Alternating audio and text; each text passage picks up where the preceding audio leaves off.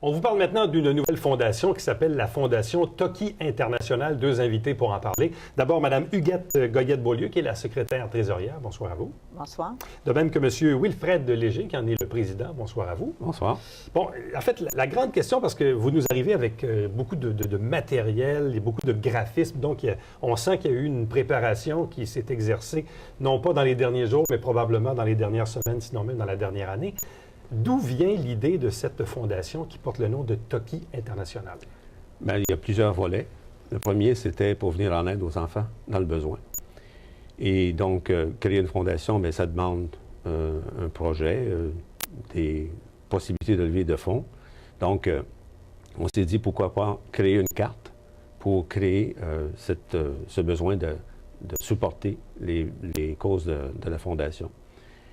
Deuxièmement, le nom a été choisi en fonction d'un oiseau, un oiseau impérial japonais, qui s'appelait Toki et qui était en voie d'extinction jusqu'au moment où le couple d'oiseaux que l'impérial avait, le mâle est décédé. Donc, on a dû trouver un mâle pour faire la reproduction. Et depuis, le cheptel de cet oiseau-là a repris. Ils sont dans les 200, 300. Si ma mémoire est correcte. Et sachant qu'on peut mettre beaucoup d'efforts sur les enfants, mais si on ne s'occupe pas des enfants aujourd'hui, demain, il va y avoir des problèmes. C'est le trésor du monde. Donc, même chose pour l'oiseau. On fait un rapprochement, on dit, les enfants aujourd'hui, ils sont vraiment, comment je pourrais dire, ils ont besoin de support. Oui, de support. Toutes ces idées-là, le nom, l'emblème, l'oiseau, la cause, ça émerge d'où? Je veux dire, est-ce que ça vous trotte dans la tête depuis un certain nombre d'années? Bon, disons que non, nous, ça fait à peu près 1 an qu'on s'est, disons, retrouvé ou trouvé. C'est qu'on s'était déjà connus à une autre époque, mais sans plus, il est réapparu. Il a passé plusieurs années en Europe, donc on s'est rencontrés par pur hasard. Et il y avait cette idée-là, donc il m'en a parlé. Et moi, ça m'accrochait aussi parce que j'ai passé ma vie à travailler dans l'enseignement en adaptation scolaire. Alors, puis j'enseigne toujours au programme lancement d'entreprise. Donc, j'aide des gens à se prendre en main pour réussir dans la vie. Donc, tout ça mis ensemble, on s'est dit, bien, pourquoi pas? Alors, on est parti avec le projet de la carte, OK? Qui contient 1 gramme d'or. Donc, en même temps, c'est aussi amener les gens à peut-être se prendre en main, essayer de se mettre de côté des réserves pour l'avenir, parce qu'on sait qu'aujourd'hui, c'est très difficile. Donc, mais ça, c'est quoi? On se lève un matin et on dit, bon, ben tiens, on va faire une carte avec 1 gramme d'or. Non, mais ça vient d'où, cette idée-là? Vous aviez déjà vu ça quelque part? Oui, oui, j'avais pataugé un peu dans l'or en 95. Et l'or, à ce moment-là, était à peu près à 450 $ l'once. Et étant en Europe pendant 12 ans, j'ai côtoyé des gens qui croyaient beaucoup à investir dans des choses concrètes. Donc, l'or, pour moi, devenait un médium facile à convaincre. L'autre chose qu'on a voulu faire avec la carte en or, c'est de montrer qu'en travaillant avec les marchands, on pouvait aller chercher plus. Un individu qui a 100 $, exemple, la carte se vend à 100 $, c'est possible. C'est atteignant par tout le monde. Mais si on aide nos marchands, peut-être que lui, le marchand, avec plus de volume, plus d'affaires, il va pouvoir donner peut-être 1 000 $ à une cause. Donc, c'est toujours en aidant d'autres personnes à atteindre leur but qu'on peut arriver.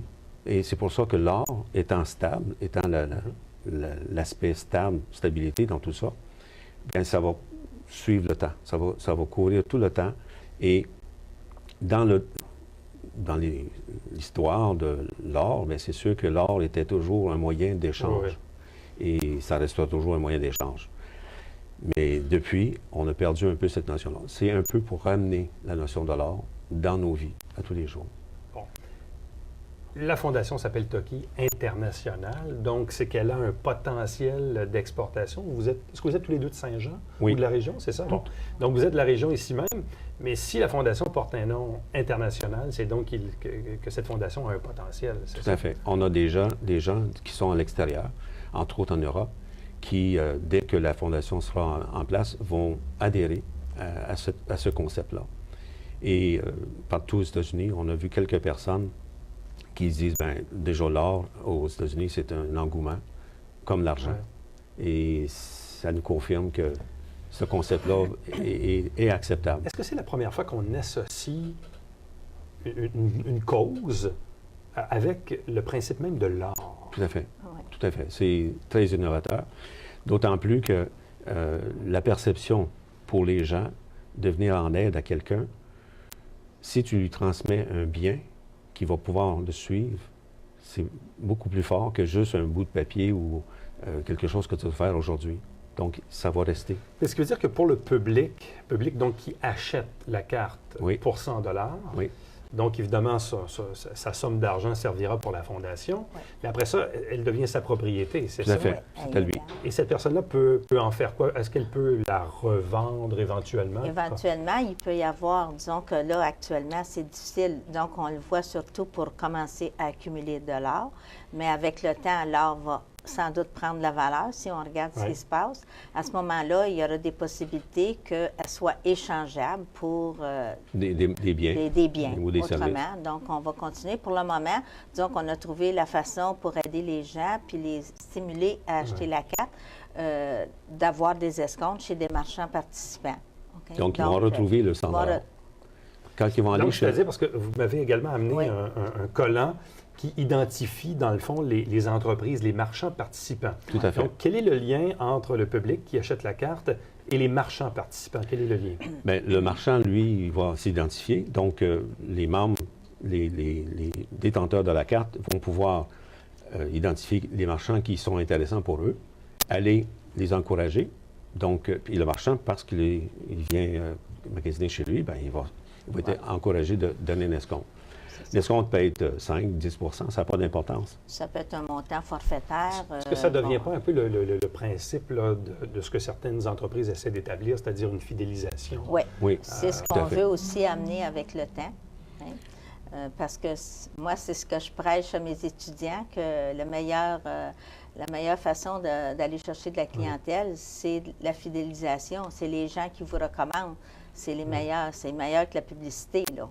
Bon. Alors, une fois que vous mettez en place donc le principe de la carte, l'association avec les marchands qui offrent des rabais, des escomptes à leurs clients, et que tout ça grossit, à quel moment allez-vous redistribuer les argents reçus? Au fur et à mesure. Au fur et à mesure. Et à quel organisme? C'est ça. On veut planifier des activités, pour justement...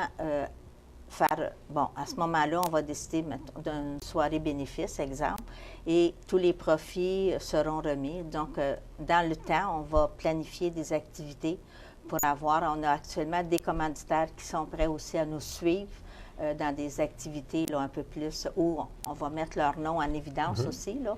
Alors, déjà, ça, c'est prévu. Comme là, on a déjà un projet de panier de Noël pour la période des fêtes. On a des grandes compagnies qui vont nous fournir soit des produits ou encore des montants d'argent pour pouvoir identifier des familles dans le besoin.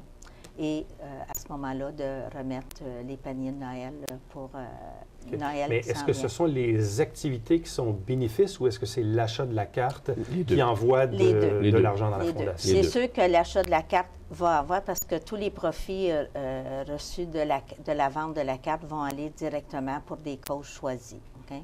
Alors, ça va venir avec le temps. Puis en plus, avec, disons, l'année 2011 qui s'en vient, on va aussi planifier des activités. C'est la raison pour laquelle on a joint tous les organismes de Saint-Jean pour... Entre autres, la Chambre de commerce. La Chambre de commerce. Et, beaucoup du travail de la Fondation va se faire avec les commerçants. Oui. On veut encourager nos entrepreneurs à réussir. Et donc, même jeunes, si on réussit à passer ce message d'entrepreneurship. Récemment, on avait une conférence à la Chambre de commerce. Le président de la Fondation d'entrepreneurship du Québec, ou du Canada, je ne sais pas sûr, du Québec, était l'invité. Et il nous a fait voir qu'on a beaucoup de travail à faire ici au Québec. Et on a l'intention d'appuyer ces démarches-là. Vous, dans le fond, c'est quoi? Est-ce que c'est un projet de début Un de projet retraite de ou de retraite? Je ne sais pas. Oh oui. Tout ça ensemble. Tout ça ensemble. OK. Mais ça va quand même occuper beaucoup de votre temps parce que c'est quand même Ouais. un gros projet à mettre sur pied. Là. Ah oui, on voit ça maintenant, là. Oui, c'est ça. On commence à voir la montagne. Puis là, en même temps, également, ce que vous nous avez dit, parce que pour certifier que c'est bel et bien de l'or qu'il y a dans cette carte, vous avez également, vous nous avez amené des panneaux qui montrent en fait le devant et le derrière de la carte. Tout à fait. En quoi les gens peuvent-ils être sûrs à 100 que c'est de l'or? Il y a déjà un certificat par l'affineur, qui est la plus vieille affineur, le plus vieux affineur Ouais. de la Suisse. Sur le Kinébar, on voit un hologramme et qui certifie que c'est pas duplicable. Il y a sur la carte un bar à code qui, pour le marchand, si jamais il veut faire un échange ou une vérification, c'est un code qui reflète le produit. Et sur le devant du Kinébar, il y a le numéro de série qui est répété sur l'arrière de la carte. Donc, le marchand qui veut certifier qu'il est bien en présence d'une carte qui est vraie, c'est les moyens qu'il a lui-même pour faire la vérification. Bien, à vous deux, merci beaucoup. Meilleure des chances dans ce gros projet dans lequel vous vous embarquez. Mais merci beaucoup de Merci nous avoir beaucoup. reçus. Et au Ouais. plaisir d'avoir évidemment de vos nouvelles pour en informer nos téléspectateurs. Merci. Ce sera un plaisir de revenir. Merci beaucoup.